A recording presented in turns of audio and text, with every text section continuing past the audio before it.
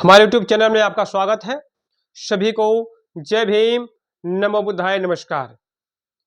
मैं एडवोकेट यशवंत भारती।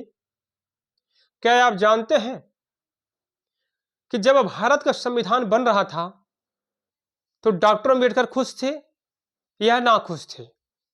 जी हाँ मेरे साथियों, ये आपको जानना चाहिए और पढ़ना चाहिए।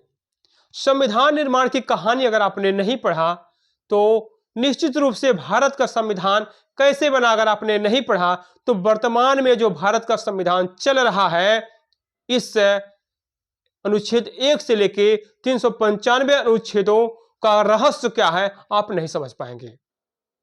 आखिर में डॉक्टर अंबेडकर ने 4 नवंबर 1948 को क्यों कहा कि जो ये हमारा भारत का संविधान बन रहा है ये विदेशियों की नकल है? डॉक्टर अंबेडकर ने स्पष्ट रूप से कहा, गवर्नमेंट ऑफ इंडिया एक्ट 1935 के आधे से अधिक प्रावधानों को ज्यों का त्यों ले लिया गया है। 4 नवंबर 1948 को हसरत मोहानी साहब ने कहा, कहीं का ईंट कहीं का रोड़ा, भानुमती ने कुनबा जोड़ा। तो तमाम संविधान सभा के सदस्यों ने संविधान सभा में रहकर जो देशी और विदेशी स्रोतों से तमाम प्रावधान लिए गए थे उनके बारे में अपने वक्तव्य व्यक्त किया। तमाम लोगों ने तो यहां तक कहा कि इस भारत के संविधान में गरीबों के लिए रोटी की व्यवस्था कैसे होगी, उनका आर्थिक जो स्वतंत्रता है, आर्थिक जो समानता है, जो सामाजिक समानता है, जो राजनीतिक समानता वह कैसे आएगी, इसमें लिखा ही नहीं गया है।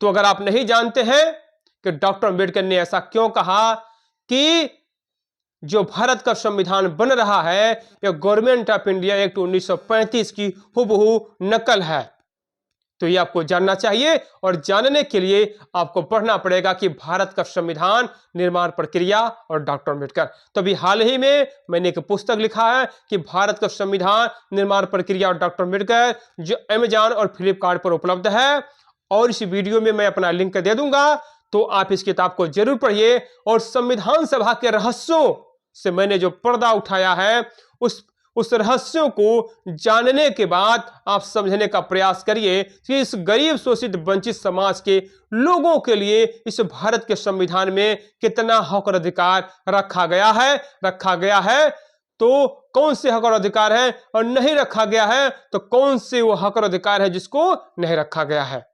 तो अगर यह वीडियो आपको पसंद आया हो जिसको लाइक से सब्सक्राइब जरूर करिएगा। जय भीम, नमो बुद्धाय।